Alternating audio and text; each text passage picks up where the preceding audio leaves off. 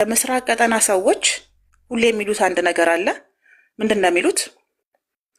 እስልምናን ልክ ነው ብለው ካሉ፣ እስልምና እውነት ነው ካሉ ለምን አይሰልሙም? የሁል ጊዜ ጥያቄያቸው ነው። እና እስልምና ልክ ነው ያልነው እኛ አይደለንም። እስልምናን እውነት ነው ያልነው እኛ አይደለንም። ነቢዩ መሐመድን እውነተኛ ነብይ ነው ያልነው እኛ አይደለንም። ቀለማቱ ጌታ አላህ ነው። ስለዚህ እኛ የተጻፈውን የመሰከር ነው እንጂ እኛ አይደለም እውቅና የሰጠነው ለእስልምና።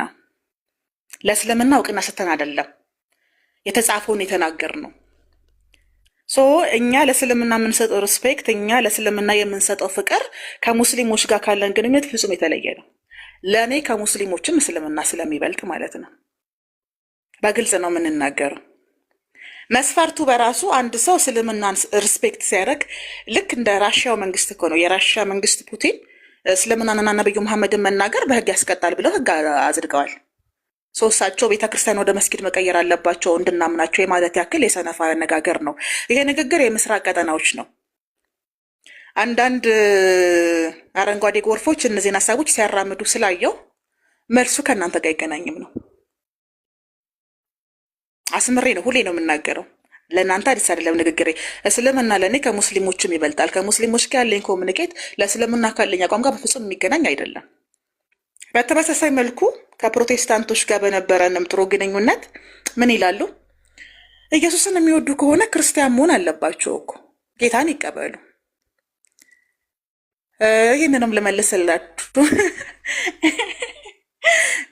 ልመልስላችሁ ሰው እንግዲህ እኛ ኢየሱስን የምንወደው ኢየሱስ ስለሚወደን አይደለም። እኔ ሞሮፍ ኢየሱስን የምወደው መልሶ ስለሚወደኝ አይደለም፣ ፍጹም ነው።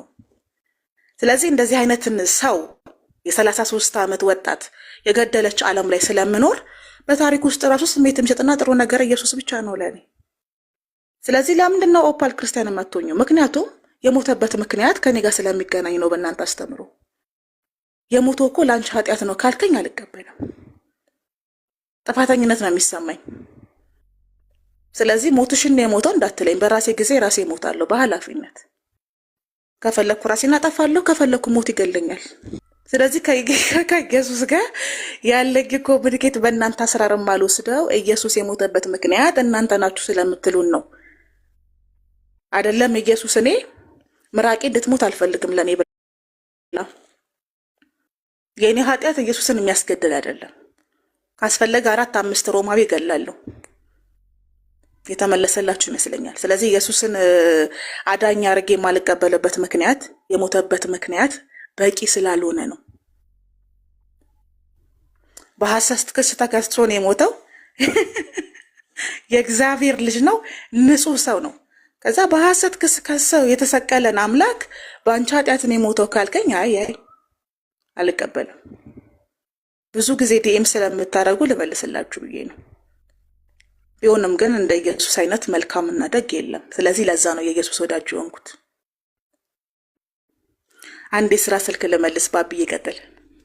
እሺ፣ እኔም እየተጻጻፍኩ ነበር እዚህ ጋር የሆነ ሰው ጋር። ቅዱሳን እንዴት ናችሁ? ሰላም ነዋ። እኔ እንኳን እንደዚህ እየጨበጥኩ ቅፍ አድርጌ ሰላም ብላችሁ መልካም ነበር። ያው መነፋፈቁ ስላለ አሁን ዛሬ ገብተን ኦፓ እንኳን ብዙ ነገር እየታዘበችም እያየችም ስለነበረ ያው ብዙ ነገር እየነካካች ነበረ። ጠቃሚና ቁም ነገር ያለው ነገር ስትነካካ ነበረና እኔ ደግሞ ትንሽ ነካላስ ካላደረኩ ይደብረኛልና አንዳንድ ጨባን ታውቁታላችሁ? ጨባ የሚባለው እነዛ ታንዛኒያ ውስጥ የሚኖሩ ዝንጀሮን እንትን እያደረጉ የሚበሉ ሰዎች እነ ጨባ ማለት ነው። እና አቃቃ የሚባሉ ከነሱ ያመለጠ አራዳ የሚመስሉ ሰዎች አሉ። አንዳንድ የተራበች ዝንጀሮ የሚመስሉ ሰዎች አሉና አሁን እንደነዚህ አይነት ሰዎች ስማቸውን አንስተን በዚህ ጋር እንትን አጀንዳ አድርገን ብናወራ ለነሱ ትልቅ ዓላማ ፍላጎታቸው ነው። እኔ በጣም የገረመኝ ነገር በአንድ ቀን እንዴት አንድ ሰው ህይወት ኑሮት አእምሮ ተሰጥቶት ሰው ሆኖ የሰው ልጅ ተብሎ በአንድ ቀን 3 ሃይማኖት እንትን ይቀያይራል። አንድ ሰው ሙስሊም ነበረ፣ ከእስልምና ወደ ፕሮቴስታንት፣ ከፕሮቴስታንት ወደ ኦርቶዶክስ፣ ከኦርቶዶክስ ደግሞ ወጥተዋል። በነገራችን ላይ እንትና ማለት ነው ሙርሌ ብየዋለሁ። ስሙ ሙርሌ ነው በነገራችን ላይ። እነዛ ሙርሌ የሚባሉ ኢትዮጵያ ውስጥ የሚኖሩ ራቆታቸው የሚኖሩ ሰዎች እንደነዛ አይነት ሰዎች ናቸው። ራሱ ፊቱ ራሱ በጣም ነው የሚያስጠላው። የተራበ ዝንጀሮ ነው የሚመስለው ሰውየው። በጣም የሚያስጠላ እንትን ያለው የተቆጣ ሰይጣን ነው የሚመስለው። እና እኔ በጣም ነው የደነገጥኩት ሳየውና ትናንት ፕሮቴስታንቶችን ሰብስቦ ፕሮቴስታንትነትን ጴንጥነትን ተቀብሉ ዛሬ እኔ ኦርቶዶክስ ነኝ ብሎ ሲል ሰው መረዳት አለበት። በነገራችን ላይ ቤታችን 8 ልጆች ነን፣ 8 ልጆች 8 ቤተሰብን ያለው ብሎ ሲል አንደኛ ነገር ረሃብ እያጠቃው ልጅ እንደሆነ መረዳት አለባቸው። ኢትዮጵያ ውስጥ 8ም ከዛ በላይ ልጆች ማሳደግ በጣም ከባድ ነው። ስለዚህ ሰውየው አይምሮውን ችግር ያለበት ልጅ እንደሆነ ረሃብ ያጠቃው ሰው እንደሆነ መረዳት መቻል ነበረባቸው። እንደዛ ነው እኔ የተረዳሁት ሰውየው። ሲቀጥል ደግሞ ቤታችን ተበጥብጠዋል ብሎ ሲል ሃይማኖት ምን ማለት እንደሆነ አልገባቸውም። እነዚህ ሰዎች እምነት ምንድን ነው? ሃይማኖት ምንድን ነው? ኢየሱስ ማን ነው? ድንግል ማርያም ማን ነች? ክርስትና ምንድን ነው? እስልምና ምንድን ነው? አያውቁትም። እርግጠኛ ነኝ አያውቁም። በፍጹም የሚያውቁት ነገር የለም። ሚስጥር ነው ለነዚህ ሰዎች። ሃይማኖትና አምልኮነት፣ መንፈሳዊነት የሚባለው ነገር ለነዚህ ሰዎች ሚስጥር ነው። በጣም የራቁ ናቸው። ሊረጉም አይችሉም። አንድ ሃይማኖት ውስጥ ሊቆዩ አይችሉም። እነዚህ ሰዎች ፍላጎታቸው ትኩረት ነው። እዚህ ጋር ይሄ ቲክታክ ውስጥ ገብቶ አጀንዳ መሆን፣ የነሱ ስም እየተነሳ መወራት ለነሱ ትልቅ ነገር ነው። ፈልጉት ሪከርድ እንዲደረጉ ነው። ሪከርድ እያደረግ ፖስት የምታደርገው ከሆነ ትክክል አይደለም፣ አግባብ አይደለም። ግብአት ባትሆኑ መልካም ነው እኮ ነው ያወራሁት። ስለዚህ እንዳትናገሯቸው፣ ሴቶች አትናገሯቸው። ችግር የለውም። እዚህም እዛም ቢመላለሱ ችግር የለውም። እነ እንትና ማለት ነው። ሌሎች ደግሞ በዚህ አጋጣሚ በጣም ጽድት ያሉ ሰዎች አሉ። አንድ ሰው 3 ሃይማኖት ውስጥ ከገባ በቃ ሰው አይደለም። አንድ ሰው 3 ሃይማኖት ከካደ ሰው አይደለም። አይምሮን አይጠቀምበትም። ይሄ ሰው ሃይማኖት ሳይሆን መድኃኒት ነው የሚያስፈልገው፣ መታከም ነው ያለበት ብዬ ነው እማምነው። እንደነዚህ አይነት ሰዎች እንትን አድርጓቸው፣ ተረዷቸው፣ አሳክሟቸው፣ አሳርፏቸው። ሲቀጥል እኔ በጣም ደስ ያለኝ በጣም የተደሰትኩበት እውነት ለመናገር አንዱ አባት ነበሩ፣ ኦርቶዶክስ ናቸው። በጣም ብዙ ትምህርት እያስተማሩ ነው። ስማቸውን አላውቀውም። ይሄ ጺማም ሰው የሽማግሌ ናቸው። በጣም ወደ 70 ምናምን ይደርሳሉ። በጣም ትልቅ ሰው ናቸው። አስተምሯቸው በጣም የሚማርክ አስተምሮ ነው። ኦርቶዶክስ መሰረታዊ ችግር እንዳለባት እርስዎ እየመሰከሩ ነው። በነገራችን ላይ ይሄ ንስሐ አባት ምናምን ምናምን ምናምን ምናምን መጠጥ ምናምን የሚባለው ነገር በፍጹም አይቀበሉም። እንደውም መጽሐፍ ቅዱስን ራሱ ይቃወሙታል። ምንድን ነው ኮፒ ሊንክ አድርጉ እስኪ እንትን እያደረጉ ነው አንዳንድ ሰዎች መጽሐፍ ቅዱስ ራሱ እንትን ድምጻችንን ሲሰሙ እኮ ይንቀጠቀጣሉ። ምስራቅ ቀጠኖች በቃ የው ነበር ክብር ክብር ክብር። በተለይ የህዝብ ቅምጦች አሁን በቃ ደም ይፈሳል ወደ አእምሯቸው። የህዝብ ቅምጦች ዛሬ ያቃዣቸዋል። ዘና በሉ የህዝብ ቅምጦች፣ እያይዟችሁ። ከዚህ በኋላ እኛ ከእናንተ ጋር ብዙ ማንነጋገር፣ ምክንያቱም አቡነ ኤርሚያስ አሉ፣ በእሳቸው በኩል ነው የምንናገረው። ያኛውም ሰው የአንድ ትልቅ ሰው አለ። ሁለት ሰው ናቸው። ቅድም ያየነውና ሌላ ሰው አለ። ቀጥይ። አዎ ግን የተናገርናቸው የሚገርም ነገር ማለት ነው። ጀለስ የተናገርናቸው ነገር እንዳለን የተናገሩት በጣም ቢደቀ ማለት ነው። ሁሉንም ነገር የተናገሩት በጣም ነው ደስ ያለኝ። ወደ እሳቸው መለሳለሁ። የጀመርኳቸውን ሀሳብ ልጠቅልላችሁ እና ምን ልላችሁ ነው ፍቅሮቼ፣ በተደጋጋሚ ተናገረናል። እንግዲህ አሁንም ቢሆን ውሾች የቀበሩትን ጅቦች ያወጡታልና የሞኝ ብልጥ ስለሆናችሁ ሁሌ አደጋ ላይ የምትወድቁ ሰዎች አላችሁና አሁንም የመስጊዱን የቤተ ክርስቲያኑን በር ይዛችሁ ገርበብ አድርጋችሁ የቆሟቸው ሰዎች አስቡበት ነው የምንለው። እኛ ምንም የምንለው ነገር የለንም። ተነግረን ጨርሰን ብለን ፈማረግ ነው እና ከተፈጠሩት ነገሮች አንዱ በጣም ያሳቀኝ ልንገርህና ትናንትና ጌታን ሲቀበሉ ምዕመናት አላሰቡትም ነበረ።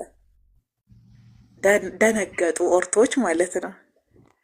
ከዛ ኦርቶች ሲደነግጡ በጣም ደነገጡ። ኦርቶዎቹ ለምን የደነገጡት? በማሽቃበጥም ከለላ በመስጠትም በመከላከልም የለፉት እነሱ ናቸው። እና ጌታን ተቀበሉ ሲባል ምዕመናኑ በጣም ደነገጡና ማጉረምረም ጀመሩ። ልክ በቃ እንደ በሙሴ ዘመን ዛሬ መና ልንበላ ነው እያሉ እንዳጉረመረሙት አይነት አጉረመረሙ ማለት ነው። ከዛ ጀለስ ምን እንዳለ ታውቃለህ? ቫይቡን ቀዘቀዘበት፣ ሰለብሬት አላደረገም። ከዛ አሁንም ኦርቶዶክስ ነኝ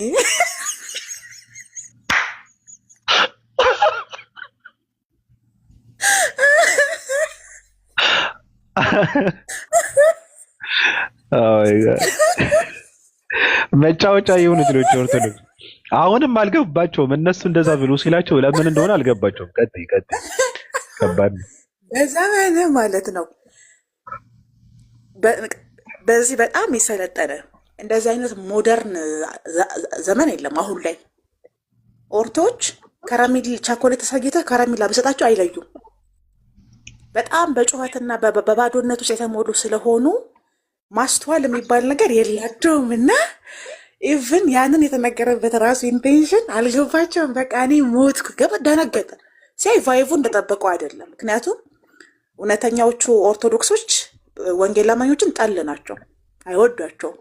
ቤተክርስቲያናቸውም ጭምር ሆነ ነው የምናገረው። መንፈቅና አብዝታ ስትጠላ መናፍቅ ብላ የምትጠራቸው ካቶሊኮችን፣ ኮፕቲኮችን ወይም ደግሞ ሙስሊሞችን አይደለም ፕሮቴስታንቶችን ነው፣ ወንጌል አማኞችን ነው።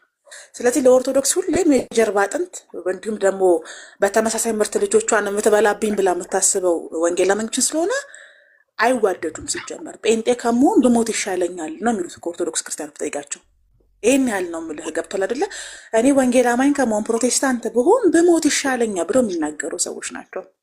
ገባህ አይደለ? ያ ማለት እንግዲህ አስበው 666ቱ መጽሐፍ የአጋንንት አስተምሮ ነው። ኢቭን እንትና ልደተ ቃል ካረቀ ምናምን በፊት ማስተዋል የመሰከረችለት ኢየሱስ ሐሰተኛ ኢየሱስ ነው ብሎ ነው ሲናገር። እኔ እንዴት ልቡ ደም እንደረጨለት አላውቅም።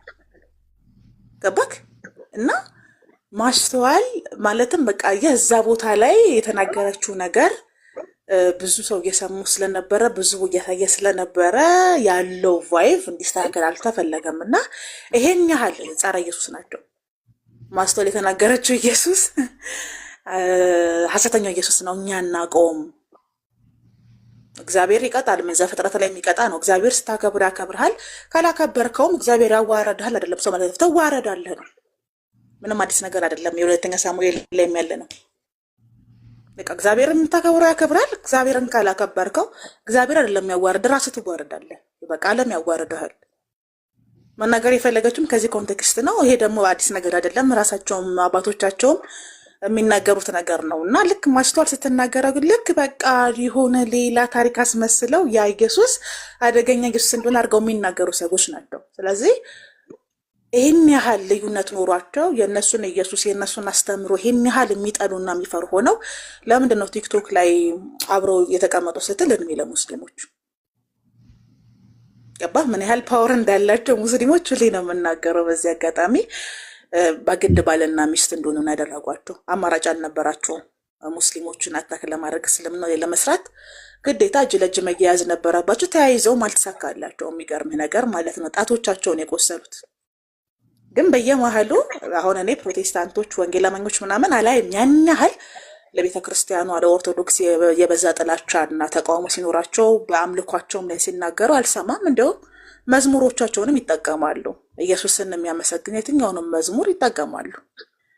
እዚህ ጋር ግን ስትመጣ ያለን የነበረ ነው ጥላቻቸው። ዘመንም የሚሽሩ አይደለም የሚለወጥም አይደለም። እና በዚህ መሀል ላይ ሆኖ እነሱ ለፍተው ከዛ እሱ ጌታን ተቀበልኩ ሲል በጣም ነበረ የደነገጡት፣ በጣም ነበር የደበራቸው። ከዛ እንደደበራቸውና ደስ እንደላላቸው ሲያይ ጀለስ እኔ እኮ አሁንም ኢማጅን እንግዲህ ጌታን የግል አዳኝ አድርገህ ተቀብለህ ከዛ ደግሞ ትንሽ ቆይተህ እኔ እኮ አሁንም ኦርቶዶክስ ነኝ ብለህ ሚዲያ ላይ ስትናገርና የተናገርክበት ምክንያት ራሱ ማስረዳት ሲያቅትህ ከባድ ነው። እኔ ለዚህ እኮ ነው የአእምሮ ጤናችሁን ጠብቁም ብለው። የአእምሮ ጤና መጠበቅ ትልቅ ጥቅም አለው። ማይ ፋሚሊ አሁንም እላችኋለሁ የአእምሮ ጤናችሁን ጠብቁ። ግን ምን ብዬ ጽፌ ነበር መሰለህ? እኔ ለአንድ ወዳጄ ጌታን ተቀበለ እኮ ምናምን ጀለሶች እኮ ጌታን ተቀበሉ ብላ ስትጽፍልኝ መንፈሳቸው እኮ ሞቷል አልኳት። ደግሞ ሁሌ ነው የምነግራችሁ አሁንም ወደፊትም። ለዚህ ነው አቡነ ኤርምያስ የሰጡትን ኢንተርቪው አቡነ ኤርምያስ የተናገሩትን ነገር ወስደው ወደ ተግባር ከቀየሩት ባቢ የመትረፍ እድላቸው ከፍተኛ ነው። አብዛኞቹ ማህበራዊ ሚዲያ ላይ ከምንም በላይ ቲክቶክ ላይ ያሉ ኦርቶዶክስ ክርስቲያኖች የጠፉ ክርስቲያኖች ናቸው። መንፈሳቸውም እየሞተ ነው። ገባ? ለምሳሌ ጥላቻና ኢየሱስ በፍጹም አብሮ የሚሄድ ነገር አይደለም። ባቢ ሁሌ ነው የምናገረው። ኢየሱስን የግል አዳኝ አድርገህ ኢየሱስን አምላክ አድርገህ ክርስቲያን ሆነ ክርስቶስን ለመመሰል እየጣልክ ጥላቻ፣ ስድብ፣ ቧልት፣ ፌዝ የምታወጣው ነገሮች በሙሉ ተቃራኒ ናቸው። በቃ ተቃራኒ ናቸው። በዚህ ውስጥ ነው ቅድስናቸውን መንፈሳቸውን የሚያጡት ማለት ነው። ከዛ ያ ባዶነታቸው ስለሚያሰቃያቸው ሁሌ እንደተንከራተቱ እነዚህ ሰዎች የሳይኮሎጂ እርዳታ ሁላ ነው የሚያስፈልጋቸው። በስርዓት ቁጭ አድርገው አቡነ ኤርሚያስ እንደተናገሩት አስቀምጠው ሳይኮሎጂካሊ መጽሐፍ ቅዱስ መማር አለባቸው። ምን እንዳለን ታውቃለህ? አቡነ ኤርሚያስ መጽሐፍ ቅዱስ መማር አለብን፣ የአባቶቻችን ሃይማኖት ብሎ የሚቀበለን ሰው ከዚህ በኋላ አይኖርም አሉ። ይሄን ሁሌ ነው የምናገረው። ምን አለ? አዎ ትክክል ገብቶሃል? ምን የአባቶቻችን ሃይማኖት ነው ብሎ የሚቀበለንና የሚያስቀጥልን የለም። መስራት አለብን፣ ማነጽ አለብን፣ ማስተማር አለብን አሉ። ትክክለኛውን ቤዝመንቱን መጽሐፍ ቅዱስን ማስተማር አለብን። ዳዊትና ውዳሴ ማርያም የእምነቱን መሰረት አያሳይም አሉ። ጽንሰ ሐሳቡን አይገልጽም አሉ። ትክክል እና መሸምደድም ቢሆን እኮ መጽሐፍ ቅዱስ አንብቦ ብሉይና ሐዲስ አንብቦ ነው ወደ ዝማሬዎችን ወደ ሌሎች ነገሮች የገባው። ስለዚህ መቅደም ያለበትን አላስቀደምንም፣ ከመጨረሻው ነው የጀመርነው አሉ። እና እነዚህ ነገሮች ከገባቸውና ከነቁበት የሚድኑበት ነው። ማህበራዊ ሚዲያ ላይ ያሉት የሚድኑበት ነው። ግን የሚድኑ ሰዎች አይደሉም። ለምን መሰለክ? ማስተዋል ኢየሱስ ያድናል ብላ ስትናገር ከዛ ክሬዲቷን መውሰድ ፈለገና አዶናይ ማርያም ማርያም ብሎ ጮኸ። ይሄው አዶናይ ንጉሳችን ነው ብለው መጡ። እነዚህ ሰዎች እኮ ጸጉሩ ረዘም ያለ አንድ ነጭ በባዶ እግሩ ቢሄድ እኮ ኢየሱስ መጣ የሚሉ ሰዎች ናቸው። በዚህ አይነት ገብቶሃል እያልኩ ያለሁት?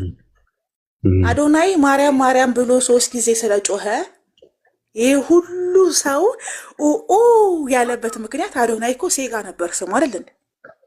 ትክክል። ስለዚህ በ72 ሰዓት ውስጥ አቴንሽናችሁን ራሱ የወሰደባችሁ ክሬዲቱን ቀምቷት ነው። ከማላይ ከማስተዋል ላይ ኢየሱስ ያድናል ብላ ስለመሰከረች አዳራሽ ውስጥ የነበረውን ቫይቫይና የራሱን ክሬዲት ወሰደ ከሷ ቀምቶ።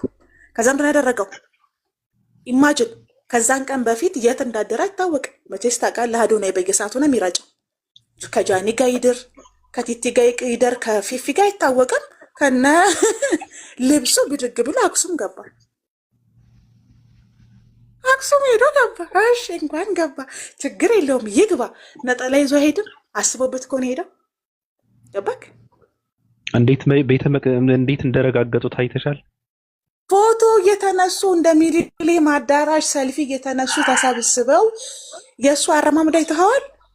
ኢቭን ነበር። ይህን እኮ የምልህ ውስጡ ያለ የተለማመደው ቅድስና እንደሌለው ካራክተሩ ያሳይሃል እኮ።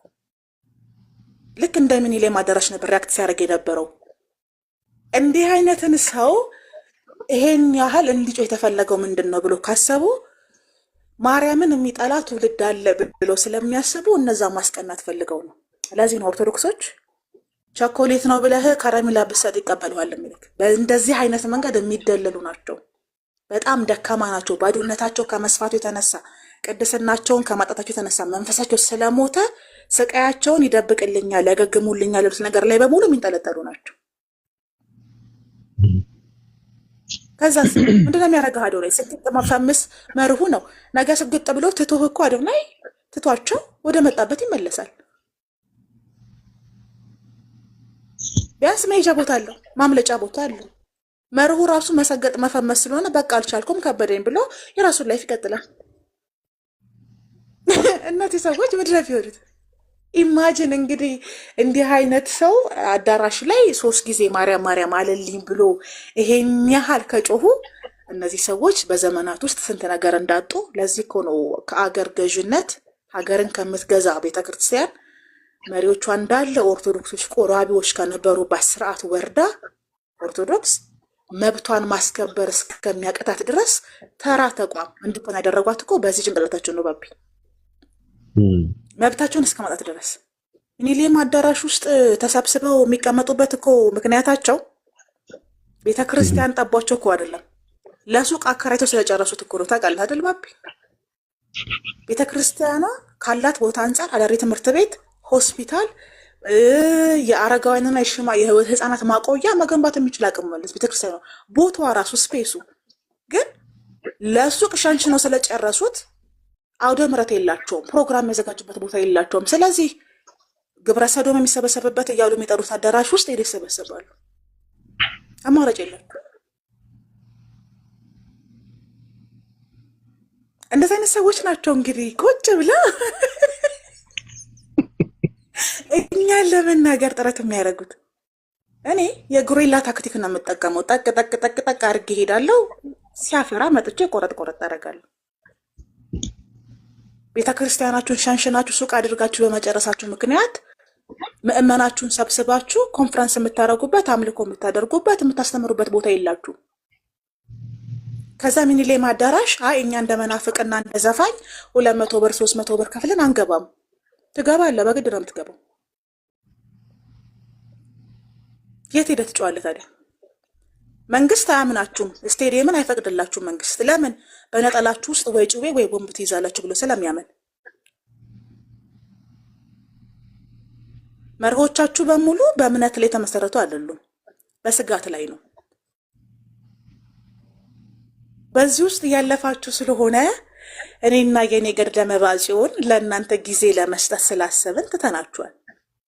ምክንያቱም እኛ የቀመርነውን ራሱ 12 ዓመት ቢሰጣችሁ ራሱ አፈቱትም። እስከ 2030 ሰተናችኋል። አሁን አቡነ ኤርሚያስ ሀሳቦቻችንን እንዳለ አንድ ባንድ በዝርዝር ስለተናገሩልን ነጥቦቻችንን እነዛን ሆምወርኮች ሰርተን እስኪጨርሱ ድረስ እኛ ባንኖርም ችግር የለውም።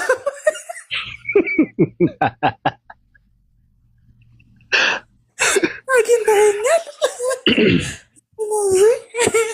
3 ጊዜ ማርያም ማርያም ብለን ትኩረት ስበህ ገባክ። በቃ እንደዚህ ነው። አሁን ሚዲያ ላይ ብለ የተደረጉት ታውቃለህ። ሚዲያ ላይ መስማት የሚፈልጉትን ይነግሯቸውና መውሰድ የሚፈልጉትን ቀምቶ ይወስዱባቸዋል።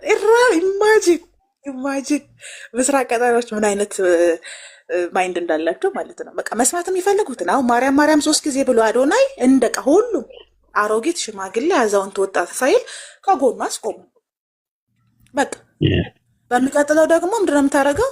ተክልዬ የሚለው መዝሙር ትዘምርና ባህር ዳርን ትቆጣጠራለህ። ጣና ላይ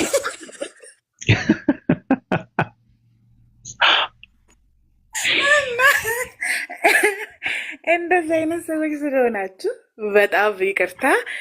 ቤታችንን እንድንከፍትና ሀሳብ እንድንሰጥ ያደረገን ግን እዚህ ቤት ስለነበረ አብዮቱ የፈነዳው የመስጊድም የቤተ ክርስቲያንን በር የያዛችሁ ሰዎች አንዱን በር ልቀቁ ስላለንና የመስጊዱን በር ስላስለቀቅን ሰላብሬት ልናደርግን የመጣ ነው። እንግዲህ በራሳችሁ ሀሳብ እንድትወድቁ አድርገናል።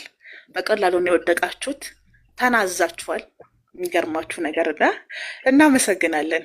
ተልኳችንን ጨርሰናል። አሁን አዲስ ስትራቴጂ እና አዲስ እቅድ ነው የምናደርገው። እንደ አይፎን ቶሎ ቶሎ ነው አዳዲስ ነገሮችን የምናመርተው። እኛ መቼስ ታውቃላችሁ አይደል እንዴ ፍቅሬ? አዎ የኔ ሰይፈ ስላሴ፣ አንድ ነገር ግን እዛ ጋር ምንድን ነው አንድ ነገር ማለት የምፈልገው ነገር አለ። እውነት ለመናገር ቀድመው የነቁ በእውቀትም የበቁ በጣም ትልልቅ ሰዎች አሉና እነሱ እንደዚህ አይነት ነገር አለ ብለው ሲናገሩ አንዳንድ ሰዎች አይ ካሉ ለምን ስማቸውን እንትን አይጠቀሱም ምናምን ሲሉ ነበር። ሁሉም ነገር ስም እየተጠቀሰ አይደለም፣ ምንድን ነው ማስጠንቀቂያ የሚሰጠው።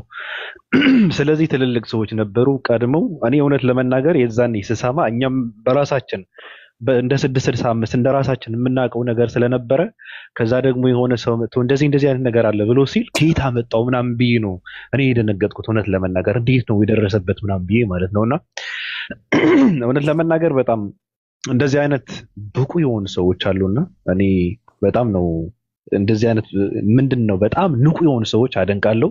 ክብር ይገባቸዋል ብዬ ነው የምለው። ቀደም ስትነካከው ነበርና ኦርቶዶክሳውያን ማወቅ ያለባቸው ከሙስሊም ጋራ ምንም የሚያገናኝ ነገር እኮ የለም። በነገራችን ላይ መሰረታዊ የክርስትና መሰረታዊ ነገሩ ራሱ ቢገናኝም አሁን ለምሳሌ ክርስትና ወይም ክርስቲያን ማን ነው ብለህ ስትል የክርስቶስ ተከታይ ነው ከተባለ በክርስትና አስተምሮ ሙስሊምም ክርስቲያን ነው ማለት ነው። ምክንያቱም ክርስቶስን ይከተላላ። ክርስቶስን የሚከተል ክርስቲያን ነው ካልክ ወይም ክርስቶስን የሚከተል መንግስተ ሰማያትን ይወርሳል የዘላለም ህይወት አለው ካልክ በእናንተ አስተምሮ ራሱ ሙስሊምም የዘላለም ህይወት ያገኛል ማለት ነው። ምክንያቱም የክርስቶስ ተከታይ ነው ወደድክም ጠላም። እሱን የሚከተልበት አንዱ እንትኑ ደግሞ አንተን ታምንበታለህ፣ መጽሐፍ ቅዱስንም ይመሰክርለታል። በነገራችን ላይ በስራ በቃልና በስራ ብርቱ ስለነበረው ስለ ነብዩ ኢየሱስ ከተባለ ነብይነቱ አምነው ከተቀበሉ ኢየሱስን በመከተል የዘላለም ሕይወት ከተገኘ እነሱም ይገባሉ ማለት ነው። እኔ ግን ከሙስሊሞች በላይ የነሱ እምነትም ነው። በነገራችን ላይ እኔም እንደዛ ብዬ ነው የማምነው እውነት ለመናገር አሁን ኦርቶዶክስ ሊጠፋ የሚችለው እየመነመነም ያለው ወንፊትም ያደረጉት ቂጥ ያደረጉት በጣም ያጨቀዩት በጣም እንደዚህ ያደርገው ድቅቅ ያደረጉት ፕሮቴስታንቶች ናቸው። ፕሮቴስታንቶች በእውቀትም በብዙ ነገር አታገኟቸውም። በጣም እንትን ናቸው፣ ስማርት ናቸው፣ ዘመናዊ ናቸው። የሚሰሩትን የሚያደርጉትን ጠንቅቀው የት መቼ ጠንቅቀው የሚያውቁ ሰዎች ናቸው ፕሮቴስታንቶች ማለት። ስለዚህ ኦርቶዶክሳውያን ፕሮቴስታንቶችን ማሸነፍ ከፈለጋችሁ በእውቀት አትችሉም፣ በምንም ነገር አትችሉም። ያላችሁ አንድ አማራጭ ምንድነው? አለመውለድ ነው። በቃ ስንገደል እንበዛለን ምናምን የምትለውን ተወውና ስትገድሉ እንጂ በነገራችን ላይ ዓለም ላይ ኦርቶዶክሳውያን ያጠፏቸው ሁለት ሃይማኖቶች አሉ። እንደ ፈንድሻ ስንሞት እንበዛለን ማለት እኮ አሁን አቆሙ ገባ አንልም አሉ። ምን ትርጉም አለው? እየወለድክ ለፕሮቴስታንት ወልደህ አሳድገህ ለፕሮቴስታንት ልጆችን እያስረከብ ትርጉሙ ምንድን ነው? ይልክ ለኦርቶዶክሳውያን ጥቅስ መፈክር ነው። ገባ? ይህንን የሰባ ቋንቋ እየተጠቀሙ ደግሞ መጠበብ ለነሱ እውቀት ነው። የእውቀትና የእውነት መረዳታቸው በጣም ደካማ ነው። እኔ ሁሌ ነው የምናገረው አገርን የሚገዙ ገባክ ኢትዮጵያን ኦርቶዶክስ አይዲዮሎጂና ፍልስፍና ይመሩ የነበሩ ውስጥ እኮ እውቀቱ ኖራቸው ሳይሆን እድሉ ስለነበራቸው ነው። እድላቸው ሲያጡ ግን ምንም ነገር የላቸውም። ገባ? ይሄ ማለት ወይ ከሀብታም ተወለድ ወይ ከሀብታም ተጠጋ አይነት ነው። ገባ? ከባባል ያነጋገሩ ስለዚህ አሁን ባላቸውን ያረቡ ነባራዊ ሁኔታ ውስጥ ማህበራዊ ሚዲያ ላይ ያሉ ኦርቶዶክስ ክርስቲያኖች ሁሉንም እያልኩ አይደለም፣ 75% የሚሆኑት መንፈሳቸው ሞቷል፣ ቅድስናቸውንም አጥተዋል። የጠፉ ክርስቲያኖች ናቸው። እነዚህን የጠፉ ክርስቲያኖች እያደኑ የአዲስ ኪዳን ካህናት የሚያደርጓቸው ደግሞ የወንጌል አማኞች ናቸው። እየጠረቡ እየሰሩ እያስተካከሉ አርቲስትና ገጣሚ ዘፋኝና ተዋናኝ ገባክ? መለኩሴ ነህ ሽማግሌ ነህ ነው። አይ ካልክ ደግሞ ተሐድሶ ያደርገዋል፣ አማራጭ ይሰጠዋል። ገባህ አባባይ ላይ ዋናው ብቻ ነጠላ ጎታች አትሁን። ወንጌልና ወንጌል ላይ ፎከስ አድርግ። ተሐድሶ ነው መሆኑ በተላቸው ራሱ ወይ ተሐድሶማ አትሆንም አትድንም አይልሁም። ገባህ? አንድ እርምጃ ከተራራው ወርደሃል ሰው። ስለዚህ የትም ብትሄድ አታመልጠንም አይነት እድል ነው የሚፈቅዱልህ ማለት ነው። ለዚህ እኮ ነው መርጌታ ማናችሁ ታስታውሷቸዋላችሁ? አንድ የተናገሩት ነገር ነበርና ልጆቻችሁ የት ናቸው ሲላቸው ቴዲ ሐዋሳ ኦርቶዶክስ ጋር ገብተዋል።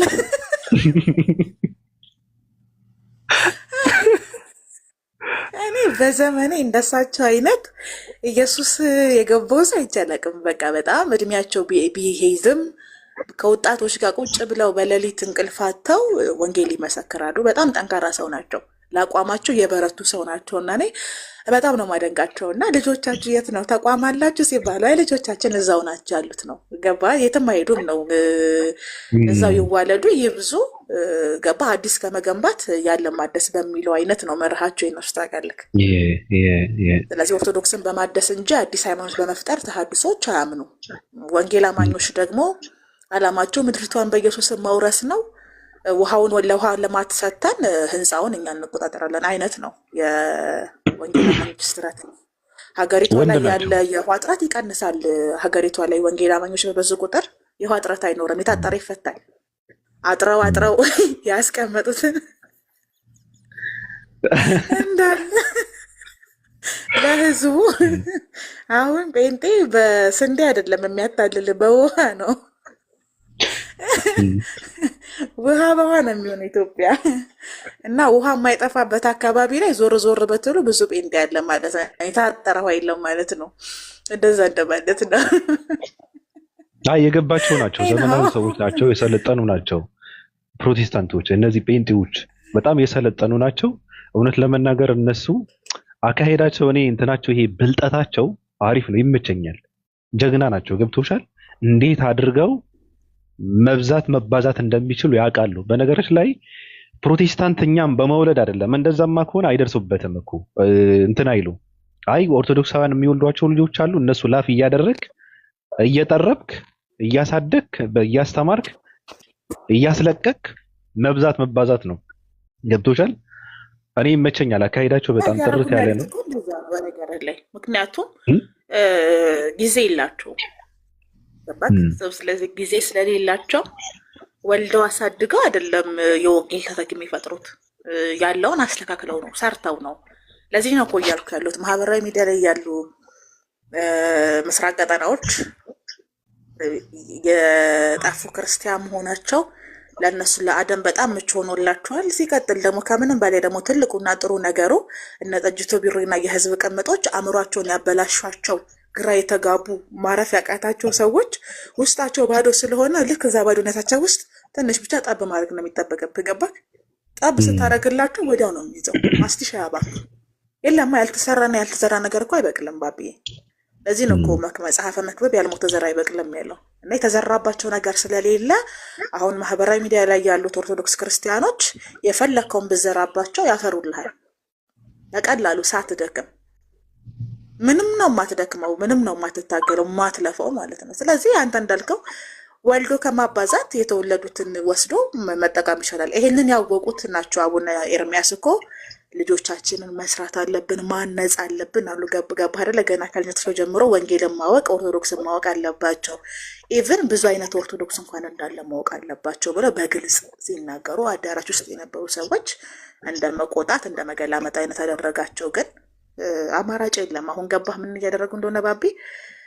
ከመናገር ውጭ እስከ አማራጭ የላቸውም። ከማመን ውጭ አማራጭ የላቸውም። መቀበል አለብን አሉ እኮ እሳቸው፣ ማመን አለብን አሉ። ስህተት እንዳለ በጣም ብለው ረጅም እድሜ ለአቡነ ኤርሚያስ። እንግዲህ ለህዝብ ቅምጦች የምንናገረው ነገር የለንም ከዚህ በኋላ። በአቡነ ኤርሚያስ በኩል ሌላም አሉ በነገሮች ላይ ሌላም አሉ። በጣም ትምህርታቸው ጽድት ያለ ትምህርት ነው። በተግባር ነው እያስተማሩ ነው። ይህን ሰሃባት የምትዩ ማፈንደድ ማጎብደድ የሚባለው ነገር ይሄ ትርክ ምርክ የሚባለው ኦርቶዶክስ ውስጥ ያለው አሰልቺ ነገር የማይቀበሉ አንዱ አባትም አሉ። የሆነ ሰዓትም አውርተን ነበረ እንደ 665 እንዴት አድርገው እንደሰሙ እንደተከታተሉ እንትን ብለው ተገናኝተን አውርተን ስራችሁ የሚደነቅ ነው ቀጥሉበት ያሉ አባትም አሉ። በነገሮች ላይ ወጥተው የሚያወሩ ከሆነ ያወራሉ እንደ አባ እንትና፣ ካላወሩ ደግሞ ዋናው ነገር ምንድነው? ትልልቅ አባቶች የምንሰራው ነገር ቁም ነገር ያለው ነገር ትውልድን ለማነጽ እንደሆነ ከተረዱ ስበቂ ነው። በነገሮች ላይ ገብቶሻል አባባሌ? አሁን ትልልቅ አባቶች ጋር ይሄ ምንድነው ቁም ነገሩ? ትልልቅ አባቶች የሚቀበሉት ከሆነ ዋናው አስፈላጊ ነገር እሱ ነው። ገብቶሻል? እዚህ ጋር ያሉ ወጠጤዎች የሚገርምሽ ነገር አሁን ስራቸውን አቅመው እኔ እንጃ ትገባለች፣ ጠጅቱ ብሬውን ትገባለች አላቅም ሙስሊም በሙስሊም አስተማሪዎችና በእኛ ነው መነገድ የምትችለው እሷ። እነ ጥጅቱ ብሬ የህዝብ ቅምጦች እንዳለ ቲዋቸው ቢገቡም የዕለት እንጀራችንን ስጠን ብለው ካልሆነ ዘርተው የሚያበቁት ነገር የለም። ምክንያቱም ለመጀመሪያ እኮ የምርጥ ዘር የሚባል ነገር አለ እና እሱን ስለወሰድን አሁን ምንድን ነው ማህበራዊ ሚዲያ ላይ ቢጠቀሙም እንኳን የዕለት እንጀራችንን ስጠን ለሚለው ጸሎት ምላሽ ለማግኘት ወይም ደግሞ የህዝብ ቅምጥ ስለሆኑ ያስቀመጧቸው ህዝቦች ካላዩቸው ስለማይከፍሏቸው ስለማያበሏቸው ሚዲያ ላይ የሚገኙት ወዳቸውን ለመሙላት ካልሆነ በቀር ዘርተው የሚያፈሩት ነገር የለም። እሱን ቀድመን ጨርሰነዋል። ከዛ ውስጥ አንዱ ማህበራዊ ሚዲያ ላይ ምንም አይነት ፍትህ አታገኙም ብለን አሳይተናቸዋል። በተግባር እንጠላቸው እስከሚወርድ ድረስ ጮኸው ሳምባቸው አብጦ ምንም አላመጡም። ኢቭን እንዲህ ነው እኛ የምናደርገው። በነገራችሁ ላይ እንናገራለን። የምንናገረው በምክንያት ነው። ምክንያታችን ደግሞ ፕሮሰስ አይደለም፣ ውጤት ነው። አይታችኋል። ዓለም አቀፍ ሚዲያ ላይ ጮኸው፣ አገር ውስጥ ጮኸው፣ ውጭ ጮኸው፣ እያንዳንዱን ነገር ጮኸው። እንደዚህ ነው። ወንጀለኛን የደበቀ ሰው ፍትህ ሊያገኝ አይችልም። የሰዎችን የመብት ጥሰት ያጣጣለ ሰው መብቱ አይከበረለት።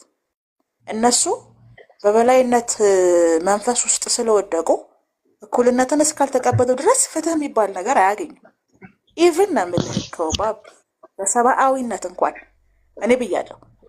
ፓለስቲያኖች ሲሞቱ እሰይ እንኳን ሞቱ ድል ለእስራኤል ያለ ኢትዮጵያዊ ክርስቲያን በዘመኑ በሙሉ በሰብአዊነት ውስጥ ፍትህ አያገኝም። በተአምር የሞቱ ሰዎች ድምጽ እየሆኑ ነበር። በነገራችን ላይ ያደረጋቸውም እኮ አንዱ እሱ ነው። ባቤ እኔ ምንድነው መሰለክ የማህበራዊ ሚዲያ ታውቃለህ፣ እኛ ለአዲሱ ፕሮጀክታችን በነደፍነው መርህ መሰረት ሪሰርቾች ሰርተን ነበረና እንዳለ መንገዱ ክፍት ነው እንዳለ ማለት ነው። ስለዚህ ያገኘናቸውም ሀሳቦች የሚያሳዩት ምንድን ነው? ራሳቸውን ተሰሚነን ብለው ስለሚያስቡ ገባ አልተማሩም እና ማህበራዊ ሚዲያ ላይ እንኳን ያሉ ኦርቶዶክስ ክርስቲያኖች በሚሊዮን የሚቆጠሩ ናቸው። እነሱ እንኳን ድምፅ እንዳይሆኗቸው የተጠቀሙት ቃላት ገደባቸው። ገባክ? ማህበራዊ ሚዲያ ላይ ኢትዮጵያ ውስጥ እዛ ኢትዮጵያ የሚኖሩ ኦርቶዶክስ ክርስቲያን እነሱ እኮ 5ቱም 4ቱም ኢትዮጵያ አይደሉም የሚኖሩት። ነጠላቸውን ይዘው አንድ በውድቅ ተሌሊት የወጡ ናቸው እንዳለ። ቴዶ ዘረፋይል ብትል፣ ዘማሪያማን ብትል፣ ፋሲካው ብትል ኢትዮጵያ አይደሉም። ስለዚህ እነሱ መርዛቸውን ሲታፉ ፋንታሁን ዋቂ ብትል ኢትዮጵያ አይደለም። ጠጅቱ ብሬ ብትል እንደዛው የህዝብ ቅምጦች ግማሾቹ እዛ ያሉ አይደሉም። ስለዚህ ኢትዮጵያ ውስጥ የሚኖሩ አብዛኞቹ ኦርቶዶክስ ክርስቲያን ማህበራዊ ሚዲያ ላይ በሺ የሚቆጠር በመቶ ሺህ የሚቆጠር በሚሊዮን የሚቆጠር ፎሎወር ያላቸው ሰዎች ዝም ያሉበት ምክንያት የተጠቀሙበት ቃል በህግ እንኳን ከለላ አያሰጥህም።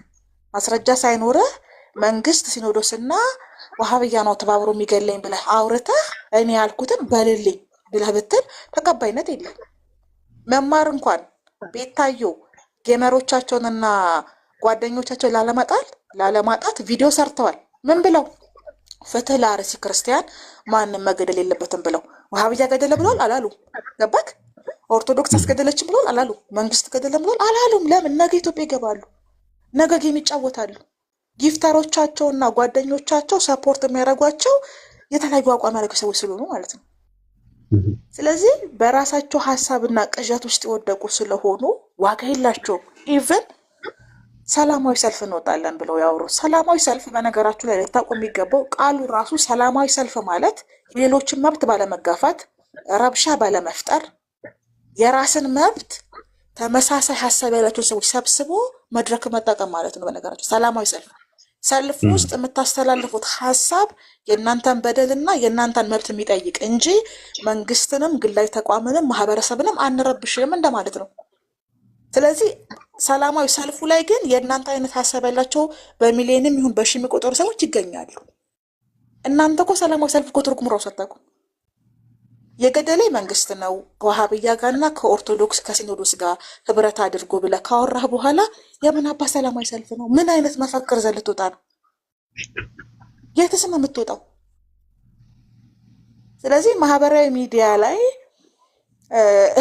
የዕለት እንጀራችንን ስጠን በሚለው መርህ መሰረት ቲክቶክ እስካለ ድረስ ፌስቡክ እና ዩቲዩብ እስካለ ድረስ ያልቅሱ እንጂ ዘርተው የሚያፈሩት ምንም አይነት ፍሬ የላቸውም። በነገር ላይ ፍሬዎቻቸው በስብሰዋል። ስለዚህ እኛ እንዘራለን፣ ይበቅላል። እዚህ ቤት ዘርተን ነበረ፣ አብዮት አነቃንቀን ነበረ። በር ገርበብ ያደረጋችሁ ሰዎች በሩን ዝጉት ብለን ነበረ። በሩ ስለተዘጋ መግለጫ ለመስጠት ነው ዛሬ የመጣ ነው። ኮሜንት ላይ ሀሳብ ካላችሁ እኛ እንድንናገርላችሁ የምንፈልገው ጻፉ። እኔ በበኩሌ ጨርሻለሁኝ። ሶስት ዓመትን እናከብርበታለን ፈታ ብለን። ምን አልኩት? ሶስት ነገር አለ እኔ መናገር የምፈልገው። አንደኛ ነገር ምንድነው፣ ባለፈው አንድ ልጅ በታጠቁ ኃይሎች እውነት ለመናገር ህዝብን እንትን አያደርጉም፣ ሃይማኖትንም ራሱ አይወክሉም። እነዚህ ሰዎች እጁ ድንጋይ ላይ እንትን አድርገው ሲቆርጡት ያው መስቀል ተሸክመው ነበረ ልጁን የቆረጡትና አሁን ይሄ ልጅ ገልብጠን ብናመጣው በጣም ከባድ ሀገራዊ የሆነ ፖለቲካ ይሰራ ነበረ። እውነት ለመናገር እኔ ሙስሊሞች የዛኔ ፖለቲካ ለመስራታቸው እኔ አንዳንድ ሰዎች ጋርም ሳወራ ነበረ። በጣም ነው ያደነቅኳቸው። ምክንያቱ ይሄ ሰው ራሱን ነው የሚወክለው ወይም ደግሞ ላኪው ነው የሚወክለው አካል አለ እንጂ ሃይማኖት አይወክልም። ሃይማኖቱ አይደለም እንደዛ አድርግ ብሎ ያለው ብሎ ማሰባቸው ትልቅ ነገር ነው። ይሄ በነገራችን ላይ ለሀገር ትልቅ ውለታ ነው። አገር ውስጥ መበጣበጥ አለመፍጠር ማለት እንደነዚህ አይነት ነገራቶችን ሲፈጠሩ ሰፊ በሆነ ልብ ማየት ማለት ነው፣ እነሱ እንዳዩት ማለት ነውና እኔ አደንቃቸዋለሁ። የዛን ያደረጉት ነገር ትልቅ ስራ ነው የተሰራው። የሚመሰክር ሰው ግን የለም። እነሱ ቢሆኑ ግን ሌላ ፖለቲካ ይሰሩ ነበር እና እንደዚህ አይነት አስተዋይና አገናዛቢ ትውልድ ነው መፈጠር ያለበት። እምነትም ከተባለ እንደዛ ነው መሆን ያለበት። አሁን እምነት ሰላም ነው፣ እውነት ለምንድን ነው የሚሰብከው ምንም የሚባል ነገር አለ? በተግባር ነው ማሳየት ያለበት ብዬ ነው የምለው።